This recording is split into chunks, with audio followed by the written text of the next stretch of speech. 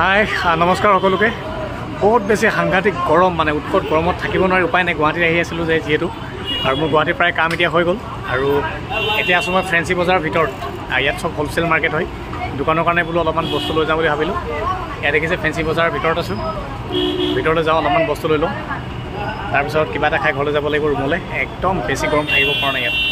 আচলতে মই যোৱাকালি আহিছিলোঁ গুৱাহাটীলৈ, বিশেষ কেইটামান কাম হাতত লৈ পেলাই। মই ভিডিঅ' আপলোড কৰিব পৰা নাই।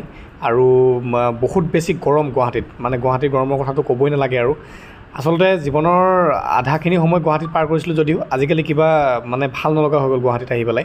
কাৰণ ইয়াতে বহুত বেছি গৰম আৰু ইমান কোলাহলৰ মাজত, তাৰ মাজতে কামবোৰ শেষ কৰি পেলাই এতিয়া মই দোকানখনৰ কাৰণে অলপমান বস্তু লৈ আছোঁ। যিহেতু প্ৰতিবাৰে মই গুৱাহাটীলৈ যেতিয়াই আহোঁ তেতিয়াই মই কামবোৰ শেষ কৰি পেলাই ফেঞ্চি বজাৰত আহি পেলাই মোৰ দোকানলৈ কিছুমান বস্তু লৈ যাওঁ, মোবাইল এক্সেচেৰি হওক বা যিকোনো ধৰণৰ বস্তুৱে হওক। আৰু আজি এখন মই য'ৰ পৰা লওঁ, মানে তাৰ পৰা আহি ফেঞ্চি বজাৰৰ ভিতৰত সোমাই অলপমান দোকানলৈ বস্তু লৈ আছোঁ। আৰু খৰধৰকৈ ইয়াৰ পৰা ওলাই যাওঁ বুলি ভাবিছোঁ, যিহেতু বহুত বেছি গৰম, গৈ পেলাই ভোকো লাগিছে অত্যন্ত বেছি, আৰু কিবা এটা খাই লওঁগৈ। আৰু ফেঞ্চি বজাৰলৈ আহিলে বহুত বেছি যিহেতু মানুহৰ ভিৰ হৈ থাকে ইয়াত, আৰু ইফালৰ পৰা ইফালে খোজকাঢ়ি যাবলৈ মোৰ অলপ দিগদাৰ হয়। সেইকাৰণে এখন বেটেৰীত চলা ৰিক্সাত উঠি লৈছোঁ আৰু চিধাই আমি আহিলোঁ ভাত খোৱা হোটেলখনলৈ। আৰু মই যেতিয়াই ফেঞ্চি বজাৰলৈ আহোঁ এই হোটেলখনত ভাত কেইটামান নোখোৱাকৈ নাযাওঁ, কাৰণ ইয়াত খাই বৰ ভাল লাগে। মেনুখন চালোঁ কিনো খাওঁ বুলি, কিন্তু সৰু মাছৰ এখন থালিত চকু পৰিল। যিহেতু মই সৰু মাছ খাই বহুত বেছি ভাল পাওঁ, আৰু ঘৰত থাকোঁতে খাম বুলি ভাবি আছিলোঁ, কিন্তু সৰু মাছ পোৱা নাছিলোঁ। আৰু ফাইনেলি গাঁৱত নাপালোঁ, গুৱাহাটীত সকলো বস্তুৱে পায়। গতিকে হোটেলখনলৈ আহি সৰু মাছ ল'লোঁ আৰু 1 প্লেট ছাগলী মাংস ল'লোঁ। মানে যিহেতু ৰাতিপুৱাৰ পৰা বহুত বেছি কষ্ট কৰি আছোঁ, দিনৰ দিনটো এতিয়া 3:30 বাজি গ'ল, ভাত খাব পৰা নাই। গতিকে ছাগলী মাংস সৰু মাছ লৈ মানে পেট ভৰাই ভাতকেইটা খাওঁ বুলি ল'লোঁ, আৰু ধুনীয়াকৈ ভাতকেইটা খাইছোঁ। আৰু মই যেতিয়া গুৱাহাটীলৈ আহোঁ, বিশেষকৈ ফেঞ্চি বজাৰৰ ভিতৰত কিছুমান বহুত হোটেল আছে। তাৰে ভিতৰত মই ভাল পাওঁ অন্যতম এখন হোটেল।